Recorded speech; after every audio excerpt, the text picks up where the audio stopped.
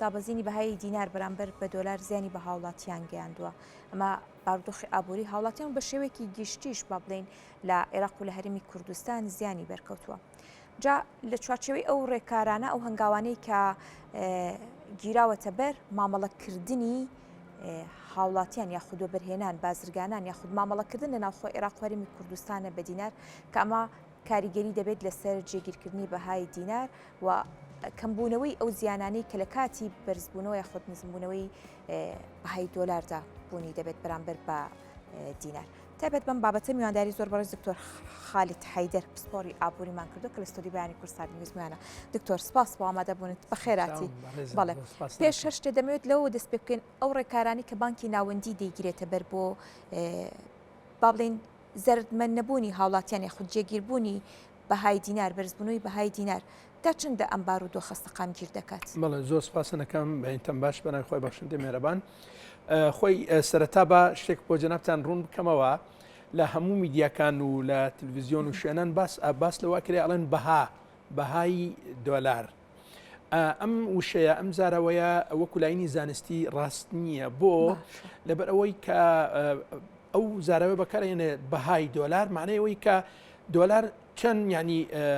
یەکەکانی دینار بەرامبەر بە دۆلاری ئەمریکی چەند شایستەیە بێ، یعنی چەند مستحقی ئەوەیە کە دۆلار بەرامبەر بە دینار ئەو شایستە بوونا یاخود مستحقیە ئێستا ڕاست نییە بۆ لەبەرەوەی نرخ زیادی کردووە. کەی ئەکرێ ئمە بەهاکە بەکاربێنین کاتێک کە بازار جێگیر بوو مستەقر بوو سەقامگیری تیا بۆ ئەو کاتە ئەوترێ بڵین بنمونە ئەو دۆلارە ئەوەندە شایستەی ئەبێ لە دینار یاخود ئەو دۆلارە ئەوەندە بنمونە ئەم شمەکەی شایستا بێ بۆیە بەگشتی ئەو ڕوونکردنەوە پێویستە بابەتی لەبری ئەوە چی بەکاربهێنرێ نرخی دۆلار بەرامبەر بە دینار یاخود نرخی دینار بەرامبەر بە دۆلار ئەوەی کە فەرمووتان جەنابتان کۆمەڵێک با بڵین هەنگاو هەیە هەنگاوی ناوە حکوومەت کۆمەڵێک ئجراعات و شتیوای گرتوێتە بەر بۆ ئەوەی تاڕادەیەکی زۆر نەهێڵێ نرخی دۆلار بەرامبەر بە دیناری عێراقی زیاد بکات ئەوەیە کە لە کۆنتترۆلکردنی دۆخی خستنەڕووی دۆلار لەگەڵ خواست لەسەری بانکی ناوەندی هەمیشە هەوڵی داوە کە بڕێکی تا ڕادێک بڵێن شیاو بخاتە ڕوو هەرچەند ئێستا لە چاوی جاران تقریبا لە بینی 240 بۆ 250 میلیۆن دلاری خستە ڕوو و خواستەکان لەوەش هەر زیاتر بوو ئێستا کەمی کردووە بەهۆی کۆمەڵێک کێشە و گیر و گرفتی هین کە ئەمریکا بنمونە نایەوێ دۆلار ئاودی بۆ ئێران بکرێت ئەبێ خستە ڕووەکە کەمتر بێت کۆمەڵێک بانک خراوەتە لستی ڕەشەوە لە تەعاملاتی بانکەکان لەگەڵ بانکی ناوەندی عێراقی کە لە ڕێگەی پەنجەرەی فرۆشتنی دۆلار کە لای خۆمان پێوترێ زیادکردنی ئاشکرا مەزادی عوملا کە ئەوەش دیسان ئەوەش هەڵەیە. طبعاً جگە لە ئەوەی کە وەکو ئەرزی جەنابتانم کرد ئەم هەنگاوانە یەکێک لە شتە گرنگەکانی تر حکوومەتی عێراقی ئەم ماوەی دووسێ ڕۆژی ڕابردووە ڕایگەیاندووە کە هەوڵەدا تەعاملاتی موسساتی حکومی لەگەڵ کۆمپانیە تایبەتەکان و لە نێوان خەڵکیش بە دیناری عێراقی بێ لەبەرەوەی ئێمە لە ناو خۆ شتەکان عێراقیەن چ کاتێک ئەمە پێویستیمان بە دۆلارەوە تەعاملکردن بە دۆلار کاتێک کە چوون بازرگانیمان کرد لەگەڵ وڵاتانی تراوە بە تایبەت بە نمونە ئێستا ئێمە لەگەڵ ئێرانە کە زۆر پێویستی بە دۆلارە لەگەڵ تورکیا لەگەڵ سین ئەو وڵاتانە اینجا لێرە لەبەر سروشتی ئابووری عێراق و ئابووری کوردستانیش کە هەمان شێوەی سروشتی هینی هەیە عێراقی هەیە ئێمە زۆرینێ بابەتەکانمان بەداخەوە لە دەرەوە هاوردا ئەکرێت کە هەڵسەنگاندنەکە بە دۆلار ئەکرێت بۆیە هەمیشە کە ئێمە باسی شت ئەکەین بفرۆشرێت لە بازار ئەبێ باسی دۆلار بکەین بە چەند ئەشکێنڕێتەوە دۆلار بەرامبەر بە دینار بۆ ئێم ناچارین ئەو جۆرە تەعاملە بکەین بەڵام لە بینی هاوڵاتیان بنمونە لە کڕین و فرۆشتن لە ناو ئەوەی کە ناوخۆ گوزەرێ ئەرزەیە عقاراتە بابەتەکانی ترە بنمونە ئەو بابەتانەی کە لە ناو عێراق هەیە ئەکرێ بە ئاسایی تەعامل بکەین بە دیناری عێراقی و دۆلار لە ناو بابەتەکە نەبێت تا ڕادێکی زۆر بۆ ئەوەی ئارامی و استقرار هەبێت کە یەکێک لە هەنگاوە گرنگەکانە کە حکوومەتی عێراقی بڕیاری لێیاوە بۆیە ئێمە تا چەند بتوانین لە چوارچێوەی تەعاملی بازرگانی دەرەکی نەجاتمان ببێت و بەرهەمەکان ناوخۆ بن ئەوەندە دوور ئەکەوینەوە لە تعامل بە دۆلار. دیسان بابەتێکی تریش هەیە ئەوەش هەر کاریگەری هەیە لە دۆخەکە بەگشتی کە اقتصادی عێراقی و اقتصادی کوردستانی پەیوەندیدار بەوەی کە باسم کرد لە خزمەتی جەنابتان هەناردەکردنی نەوتی هەیە کە تقریبان پێکاتەی سەروی 90 لە بابەتەکانە کە هەناردەی دەرەواکرێ ئەم 90 کە نەوتەکەیە دیسان ئەمان بەستێتەوە بە نرخی نەوت لە جیهان بەچەنە دیسان ئابووری عێراق ئەبەسترێتەوە بە ئابووری جیهان و لە هەمان کات ئێمە کە نەوتەکە ئەفرۆشین بە دۆلار پارەکەمان دەست ئەەکەوێت دیسان جارێکی تر ئەکەینە ناو داوی تەعاملکردنی دینار بە دۆلار و گۆڕینەوەیان بە چەند ئەکرێت. باشە دکتۆر دیارە لە پێش پرۆسی ئازادی عێراق و ئەکرێ بڵێ مامەڵەکردن بە دۆلار زۆر کەم بوو بەڵام لە دوای ئەم پرۆسی زیاتر مامەڵەکردن بە دۆلار بوونی هەیە ئەمە لەبری ئەوەی سیاست بێ پێویستیە یان بە جۆرێک لە جۆرکانەکرێ بڵێن پێویستی نیە و سیاستە خۆی ئێمە ناتوانین حکم بکەین لەوەی کە سیاستە ئەمە بەڕاستی بۆ وەکو ئەرجێ بەڕێستانم کرد لێرە ئێمە ئابوووریەکەمان بەستراوە بە دەرەوە وەکو ئەوەی کە لە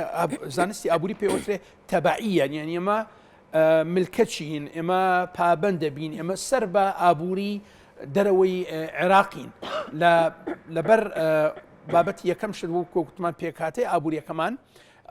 عینەکەمان لە بەرمهێنانی نەوتە و هەناردەکردنەکەی نەوتە و لە هەمان کات تەعاملی نێودەوڵەتیەکە کە لە بابڵێن لە ئاستی بازرگان و شتیواکرێ بە دۆلاکرێ بۆیە لێرە بابەتەکە سیاسی نییە ینی وەکو تەعاملکردن لەگەڵ دەرەوە بەڵام ئەوەی کە لە ناو عێراق ئەگوزەرێ نەخێر ئەوە بابەتێکی سیاسیە کەی ڕێککەوتن هەبوو کەی بڕیار درا بە نمونە اتفاقات بکرێت لە نێوان حیزبەکان لەگەڵ تاڕادەیەکی زۆر لەگەڵ ئەمریکا بە نمونە کە کۆنتترۆلکاری لاینە داراییەکەی عێراق لەگەڵ ئێران بە تایبەت کە جنابتەن ئەزان گەمارەوەیکی زۆر تون سەپێنراوە بەسەر ئێران و لاینی دارایی بە هیچ شێوەیە ئەمریکا قوبول ناکە بە دۆلار بکرێت لەگەڵ ئێرانە تا ڕادەیەک بەدەرە لەم بابەتە عێراق بۆ ماوەیەکی دیاریکراویش لە بەرەومە دراوسەی ئێرانی زۆرینەی پێداویستەکانمان لە ئێرانەوە بۆمان دێت تقریبان لە 133 تا 35 لە تەعاملاتی عێراق با بڵێن لەگەڵ ئاستی نێودەوڵەتیە لەگەڵ ئێرانە ئەبێ یعنی یەک لەسەر سێ بازرگانی عێراق لەگەڵ جیهانە بریتە لە تەعاملات لەگەڵ ئێرانە بۆیە تا ڕادەیەک تەعاملاتمان و ئەو گەمارەوە کە سەپێنراوە بەسەر ئێران بەدەرین ئێمە لەو بابەتەوە بە تایبەت لە بواری وزە و غاز و ئەو شتانە و بابەتەکانی تریش خواردەمەنی بۆیە لێرە ئەکرێ ئێمە بڵێن هۆکاری ئابوووریەکە زاڵە بەڵام سیاسیەکەش بە دوور نییە و بەدەر نییە لە بابەتەکە بۆ لەبەرەوەی سیاسیەکە میشە جەنابتە نازانن بڕیاری ئەنجومەنی وەزیران و بڕیاری پەرلەمان لە پێکاتەکان دێت پێکاتەکانیش حزبەکانن و ئەوانەی کە دەسەڵاتدارن ئیتر کۆنتترۆلی بڕیارەکەن لە عێراق بەگشتی باشە دکتۆر بە دیاریکراوی ڕەنگە ئەگەر باز دەم بابەتە بکرێت بە تایبەتی و بەرهێنەکان بزنسمانەکان باز لە زەرمەندبوونی خۆیان دەکەن لەمڕۆوە دەڵێن ئێمە مامەڵەمان بە دۆلارە لە هەر بارودۆخێکدا گربێت و بیکەین و بە دینار زەرمەند دەبین بۆچی زەرمەند دەبن بەڵێ لەبەر ئەوەی ئەو بازرگانە ئەو سەرمایەدارە کە پارەکەی خستووەتە بازار ئەم بازارش وەکو ئەرزی جەنابتانم کرد زۆرینەی با ئەو بابەتەنەی کە هەیە لە بازار یان سینیە یان ئێرانیە یان تورکیە ئەمانە هەموو وەکو ئەرزی جەنابتانم کرد ئەمانە هەمووی لە دەرەوە بە دۆلار ئەکردرێن بۆیە هەر بازرگانی کە قسەی لەگەڵا بکەی ئەڵێ من شتەکانم هێنەوە بە دۆلار ئێستا دۆلار لە ناو خۆ کە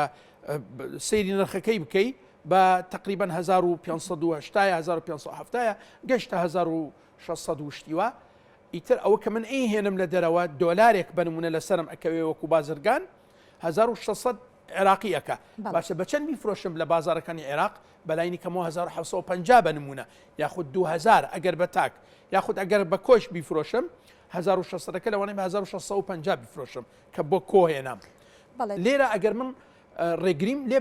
بکرێت وەکو بازرگان تەعامل بکەم بەو شێوازە ئیتر من زەرمەند دەبم یاخود ئەگەر تەعاملم لەگەڵا بکرێت بۆنم بنمونە بڵێ ئەبێت تەعامل بکێ بە دۆلار بەو نرخە ڕسمیە کە ڕاگەیانراوە بە 1470 باشە من خۆم ئەستان شمەکەکە کە هێناومە لەسەر خۆم کەوتووەکو بازرگان بە 1600 چۆن تەعاملی پێ بکەم بە 1400 باشە دکتۆری بانکی ناوەندی بە نرخێکی جێگیر دۆلار نایە و بەرهێنەکان و بازرگانەکان ئەوە زۆر ڕاستە بەڵام ئایا لە چاوی جاران کە ئێستا لە بینی 70 بۆ 100 وەوەی کە باس ئەکرێت 70 تا 100 میلیۆن دلار پارە ئەخرێتە بازار لە نێو لە بینی حواڵات بۆ دەرەوە و نەقد ئەو نەقدەی کە ئەخرێتە بازار لە چاوی جاران کە 200 بۆ 250 میلیۆن دلار بوو ئەم خستنە ڕووە تقریباً لە 150 یاخود زیاتر کەمی کردووە خواستەکەش بەردەوامە و بە پێی یاسای خواست و خستنە ڕوو ئەو جۆرە تەعاملی کە هەیە لە بینی هێزی خواست و خستنە ڕوو لە بازار کە هاوسەنگی دروستەکە کاتێک کە خستنە ڕوو کەمی کرد لە هەر بابەتێک بە دۆلاری شەوە کە کەمی کرد و خەڵک داوای ئەکە داوای ئەو شتەکە ئەبێتە چی ئەبێتەوەی کە نرخەکە زیاد بکە ئێستا سەیری کە جەنابەت بازرگان کە دێت ئەو بڕەپاری کە بۆی دانراوە لە بانقی ناوەندی بە نمونە گریمان 2 میلیۆن دلارە ئەو پێویستی بە 10 میلیۆن دلارە بۆی شت هاوردە بکە لە دەرەوە 2 میلیۆنەکەی وەرگرت لە بانق یاخود 3 میلیۆنەکەی وەرگرت لە بانقی ناوەندی بە سەعری ڕسمی ئەی ئەو 7 میلیۆنەکەی تر لەکوێ دەسێکەوێ ناچارە بچێ بۆ نووسنگەکانی جەنابەت دەزانەوە کەرتی تایبەتەوە سەیری بازارەکە نرخی بازار بچەنە ئەو کاتە بەو شێوازە بۆی ئەشکێنرێتەوە لێرە ئەگەر ببووری جەنابەت لێرە چییە بێ من وەکو بازرگان کە بینیم 3 میلیۆنم دەستکەوت بە نرخی ڕسمی بەڵام 7 میلیۆنەکە بە سەعری بازارە کە شتەکان ئێهێنم لە دەرەوە 170 لە ئەو بابەتەنە کە ئێهێنم نرخەکەی زیادەکەم بۆ لە بەرەوەی لەسەر خۆم ئەسڵەن نرخەکە زیاد بووە و گران بووە بۆیە من ناتوانم بە هەرزان بیفرۆشم کەواتە بانکی ناوەندی ناتوانێت داواکاری وەبەرهێنان و بازرگانەکان لە خستنە ڕووی دراوە پڕ بکاتەوە ئەمەش هۆکاری بەڵێ آخر وەکو ئەرزی جەنابتانم کرد ئەمریکا کە کۆنتترۆلی بابەتەکەی کردووە ناهێڵێ بە ئاسایی وەکو جاران دۆلار بخرێتە ڕوو بۆ لەبەرەوەی ئەو گومانی هەیە کە گومانەکەش لە جێی خۆیە بەڕاستی ئەو دۆلارە کە ئەخرێتە ڕوو جاران وەکو جاران یعنی 250 لەبێنی 200 بۆ 250 ئەنێردرا بۆ ئێران ئێستاش یەکێک لە پەرلەمانتارانی عێراقەوەی پێشوو باس لەوە ئەکە ئەڵێ 50 تریلیۆن دیناری عێراقی تقریبا 32 بۆ 33 میلیارد دۆلاری با بڵێن بەقەت ئەوەندا لە ئێران هەیە دیناری عێراقی لە ئێران هەیە وا باس ئەکرێت کە ئەو هێزی دیناری زۆرەکە ئاراستەی عێراق ئەکرێت دۆلاری پێ ئەکڕێ ئێران معنای ئەوەیە خواستێکی زۆر لەسەر دۆلار دروست ئەبێ لە عێراق هەمووی ئەنەردرێت بۆ ئێران بەڵێ ئەمە تایبەت بوو بازرگانانی کە بۆ نمونە زۆرترین شتەکانیان لە دەرەوەیە چی تایبەت بۆی کە لە ناوخۆی هەرێمی کوردستانە بۆ نمونە یەکەکانی وەبەرهێنان ڕەنگە زۆرینەی لە ناوخۆی هەرێمی کوردستانە بێت کە ئەمە ئێستا کێشەی زۆری ئەو هاوڵاتیانەیە کە بە دۆلار مامەڵیان بکڕێنی خانوو یاخود شوقەوە کردووە کە بۆ نمونە وای دانێت 4 دەفتەر پێشەکیە و ئێستا بە دیناری عێراقی زۆر زیاتر ئەکات زۆر زیاتر ئەکات ئەمە زۆرینەی پێداویستەکان ناوخۆی هەرێمی کوردستانە تایبەت بەمانە مامەڵەکردن بە دینارەوە ئەو زۆر ڕاستە قسەکەی جەنابەتنیانی بە نمونە ئێستا تۆ بەڕێزت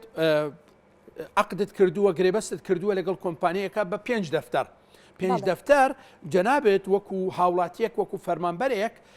موچەکەت بە دۆلار نییە بە دینارە ئەو موچەیە کە ئێستا وەری ئەگری بە نمونە گریمان 1 میلیۆن دینار مانگانە وە قستەکەش 500 دۆلارە ئێستا ئەبێ پارێکی زیاتر بدەی بۆ ئەوەی بیگۆڕیتەوە بە دۆلار و بچی بدێ بە کۆمپانیەکە ئەو زەڕوزیارێکی زۆر لە کێ ئەدات لە فەرمانبەر یاخود لە ئەو هاوڵاتیە کە خاوەن شوقا بێ بۆیە لێرە نازانم یانی تا چ ڕادێک ئەکرێ ئمە باسی لەوە بکەین کە ئەو گرێبەستە بگۆڕدرێت و دەستکاری بکرێت کە ئەمە تەسەورەکەم نائاسایی بێ بۆ کۆمپانیەکانیش بۆ دوو هۆکار هۆکار یەکەم ئەوەیە کە نرخی دینار بەرامبەر بە دۆلاری ئەمریکی گۆڕاوە دوو ئەوە کە جەنابەت ئاماژەت پێدا تا چەند ئەو کۆمپانیەکە وەبەرهێنەوە کە دەستی کردووە بە بیناکردنی ئەو شوقە و خانوئەوانە تا چەند مەوادی بینا لە ناوخۆ دەستی کەوتووە یاخود هاوردەی کردووە لە دەرەوە ئەوەش کاریگەرە بۆ ئەگەر هاوردەی کردی بێ لە دەرەوە دیسان کاریگەری دۆلار هەیە لەسەر کاتێککە هاوردەی کرد بێ ئەو کاتێک کە دۆلار بە 120 بووە بەڵێ یعنی ئایا هەموو بابەتەکانی هێناوە لە دەرەوە ئەو کاتە ئەوش بابەتێکی ترەیانی کەواتە هەوڵەکان بۆ مامەڵەکردن بە دینار بە تایبەتی لەم بارودۆخە و لەم ڕووەوە تا چەندە جێ خۆی دەگرێت دەگرێت بەڵێ جێگەی خۆی ئەگریا خۆ سەرکەوتووە بێت تا چەند ئیمە توانیمان بە تایبەت ئەگەر باسی ئەرزی جەنابتانم کرد ئەوەی کە جەنابشت ئاماژەت پێدا لە چوارچێوەی بەرهێنانی ناوخۆیی بجوڵێنی ئێمە و بە تایبەتتر لە باسی خانوبەرەیە ئیتر عقاراتە ئەو بابەتانەیە تا چەند بتوانین هاوردەکردنی شتومەکی بیانی دەربکەین لە بابەتەکە لە بواری چیمنتۆیە شیشە نازانمەوەدی کەرەستەی بینا و بابەتانە تەعاملی ناوخۆ بکرێت چەند ئێمە پەنا بەرین بۆ بەکارهێنانی دینار و فرۆشتنی مەوادەکان بە دیناری عێراقی ئەوە باشترە بەڵام کە تۆ جەنابەت ناچار بوو شت هاوردە بکەی لە دەرەوە ئەوە دۆلارە خاڵێکی تر زۆر گرنگ هەیە کۆمەڵێک وڵات بنمونە تورکیا مصر وڵاتە ئیسلامیەکان زۆر هەوڵیان داوە و ئێرانیش لە چوارچێوەی تەعاملکردنی دینار دراوەکەی خۆیان لەگەڵ دۆلارە بێنە دەرەوە و تویانە بنمونە ئێمە کە بازرگانی ئەەکەین ئیتر شتەکان لە بینی خۆمان بە دراوی خۆمان تەعاملەکەین دۆلاری ئەمریکی دوورەخێنەوە لە بابەتەکە تا ڕادەیەک ئەوە حەلە بەڵام ئەوەش ڕێکەوتنی سیاسی و دوولاینی و سێلاینی ئەوێ لە نێوان وڵاتان ئایا قبولەکە ئێستا بنمونە ئایا ئێران قبولەکە لەم دۆخەنە لەبارە و سەختە بۆ ئەوان ئێمە وەکو عێراق یاخود کوردستان تەعاملیان لەگەڵا بکەن بە دیناری عێراقی و بنمونە تومەنی ئێرانی ئەوە تەسەورەکەم وەڵامەکە نەخێرە بێ ئێران قبول بەوە ناکە. باشە دکتۆرۆک و کۆتا پرسیار دەمێ بپرسم ئەم هەنگاوە مامەڵەکردن بە دینار لە ناوخۆی عێراقدا لە هەرمی کوردستاندا ئەم بارودۆخە دەکرێت لە داهاتوودا ئەگەر ببێتە فشار لەلایەنی پەیوەندیدار بۆ خاوەن کۆمپانیەکان جێگەی خۆی بگرێت و ببێتە هۆی ئەوەی کە کاتێکە نرخی دۆلار بەرز دەبێتەوە هاوڵاتی زەرمەند نەبێت بۆ چارەسەرکردنی کاتی تەسەورەکەمەوە زۆر قرس بێ بۆ لەبەرەوەی تۆ جەنابەت ئەبێ لە چوارچێوەی ئەگەر بتەوێت نەجاتت ببێ لە چوارچێوەی تەعاملکردنی دینار بە دۆلار بەرەوە هەنگاوی دوم یاخود قۆناقی دوم لە چارەسەرچین کەوتمان یەکەم کاتیە بانکی ناوەندی ئەبێت دۆلارێکی زۆر بخاتە ڕوو بەڵام ئەوەی درێژخاینا ئەبێ ئێمە لە تەعاملاتمان لەگەڵ دەرەوە نەجاتمان ببێت و دەست بکەین بە بەرهەمهێنانی ناوخۆیی دیناری عێراقی بەکار بێنین چەند توانیمان ئەوە بکەین چەند ئەوەندە دوور ئەکەوینەوە لە تەعامل بە دۆلار. بەڵێ زۆر سپاس بۆ ڕوونکردنەوەکان زۆر سپاس بۆ دکتۆر خالید حەیدەر پسپۆڕی بواری ئابووری دەست خۆش دکتۆر.